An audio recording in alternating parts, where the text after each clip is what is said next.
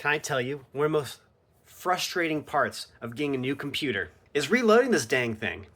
Spending 1 to 3 days finding out all the apps that you use, transferring all your data across, and making sure it's set up exactly the way you want it. Such a waste of time. And then there's always something that you forgot.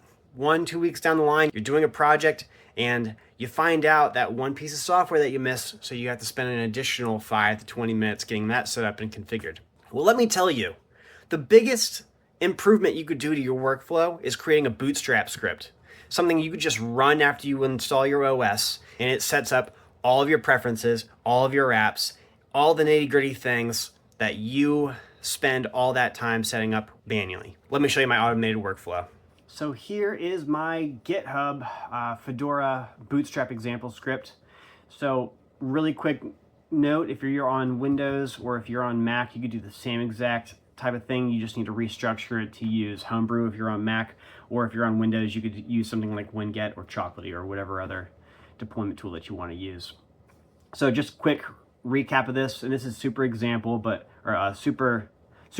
example, but this is cleaning up our repos. This is setting up our custom repos for a few of the different apps that we're installing. We're installing actual system applications, and we're also installing a few flat packs that you use, or that I use on a day-to-day. I really enjoy the Mac White Sur theme, so I am downloading and installing that. And then we're adding some of the permissions needed for Virtual Manager, Docker, Tailscale, things like that.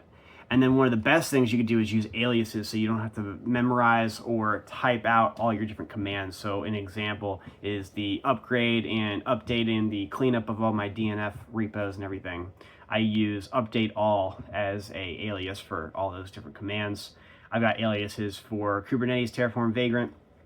And at the end, because we're on Linux, you know we have to run fast fetch at the end. It's a rite of passage. So anyway, tailor this as you will for your Windows or Mac variants, and feel free to adjust this as needed. So here we have a new Fedora 43 test VM I spun up from a template. So there is absolutely nothing special about this. This is just installed from the ISO. I made a template from it and I just spun up the test VM. So there's nothing going on here. And all we're going to do is go to my GitHub. I'm going to go to my YouTube Lab Scripts branch. I'm going to go to the Bootstrap scripts, and I do have a README here. All right, so you're simply going to copy that command. We're going to paste it in, and you're off to the races. Now, depending on what you put in this script, this could take 5 minutes, it could take 30 seconds, it could take 20 minutes. This is actually doing quite a bit. I'm installing a lot of the apps that I use all the time, so this is probably going to take anywhere from 10 to 30 minutes, just depending on speed and resources and everything. But that still beats you doing this all day long, trying to get everything up right, or trying to get everything installed manually. So at any rate, we'll check back in when this is done. All right, so here we have it. I did have to go back and correct the script. I had to put the dependencies first. Amateur mistake, but here we go. I just ran it. You can see that it hasn't fully applied the theme. There is a disclaimer on the installer saying that you will have to reboot. It even says it in the script to reboot for that to fully take effect. And even when I've installed it manually through the theme catalog in KDE, it's never fully worked straight out the gate. A lot of times the desktop background doesn't change and you have to reboot a few times. It's weird, but at any rate, let's reboot and see what it does this go around. Or waiting for this to come up. Quick pro tip, I do recommend running all of your general system updates before running these scripts. It will just make this whole process a lot faster, because just like any other operating system, it's never fully patched straight out the gate from an ISO. So that'll just save you a lot of time. Let's see what happens. Oh man, there it is, looking all pretty. And this is exactly what I was talking about. I don't know why it does this, but for some reason it always goes back to that default background. So you can easily change that. And actually it didn't set the taskbar correct either. So let's just run it again and see what happens. Because again, sometimes there's these dependencies and they just don't install properly without certain other dependencies in place. So we'll just run it again. So we're going to go to that script location and we're going to run the Fedora Bootstrap script, and we'll just let it run again. See if it applies. If not, I mean, it definitely installed all the packages and my aliases and everything else. So worst case, we just go apply the theme from the KDE store again. But hopefully this works every time. Every time.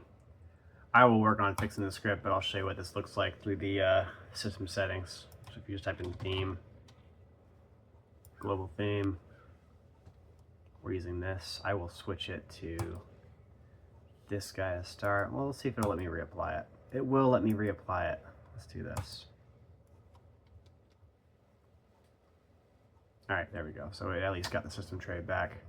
But see, even through the system tray, it does not set the background. Very odd. Don't know why it does that, but you could still come in here and change it manually. So if you wanted to use the actual white serve background, it is installed. We just need to set it. And there it is. Looking pretty. I'll see if I can get that script patch for the white sir settings, but at any rate, it gets everything installed. We have all the different applications. I installed a lot through there, so you'll have to check it out, but use as you will. Quick update on the Bootstrap script. This might not even be important to you for the white sir theme. I personally love it. I put it on all of my Linux distros that have KDE or NEM. It's not called that, but I use that theme. But I did fix the script. It's part automated, part manual. So we are downloading and installing the theme itself, the cursors, all that jazz. But it doesn't actually apply all in one swoop. You still have to go in at the end and apply it from the global theme, but you won't actually have to download all the different components. It's there, you just need to hit apply. I've been trying to automate it, can't get around it. So for now, it at least tells you the instructions in the script what to do. So use it as you will, guys.